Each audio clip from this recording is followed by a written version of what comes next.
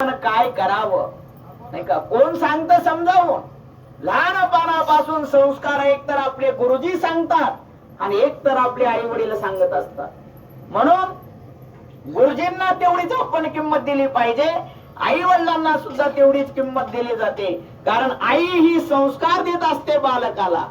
संस्कार कशाला म्हणायचं, ज्ञानाची जी सूक्ष्म अवस्था असते त्याला म्हणतात संस्कार. आणि हे संस्कार बालपणामध्ये चांगले जर रुजले तर तो मनुष्य वाम मार्गाला जात नाहीये. वाम मार्गाला कोण जात, ज्याला ज्ञान नाहीये किंवा ज्याला आईचे संस्कार चांगले नाहीयेत किंवा आई वडिलांनी त्याला जर चांगले संस्कार नाही दिले तर तो बालक वाम मार्गाकडे जात असतो. मग तो मदिरापान करतो, जुगार खेळतो, सट्टेबाजी करतो नाही का. कशा करता, त्याला संस्कार नाहीत म्हणूनच ना. संस्कार जर त्याला असते तर तो वाईट मार्गाला गेला असता का, नाही. वाईट मार्गाला तेव्हा जातो ज्या वेळेला आईपासून त्याला संस्कार मिळत नाहीत तेव्हा. म्हणून आई ही महत्वाची आहे. म्हणून या माता माऊलींनी आपल्या बालकांना चांगल्या प्रकारे संस्कार केलेले आहेत.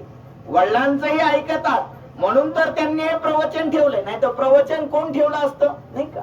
म्हणून पिंडदान केलं पाहिजे. त्रिपिंडी आहे, श्राद्धाधिक कर्म हे केले पाहिजेत.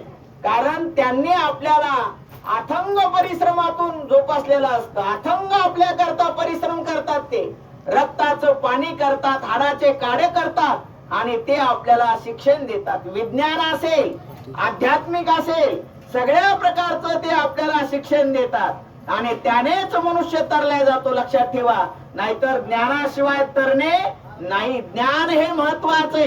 ज्ञान हे कसं आहे, वाघिणीचं दूध आहे. नाही ज्ञानेन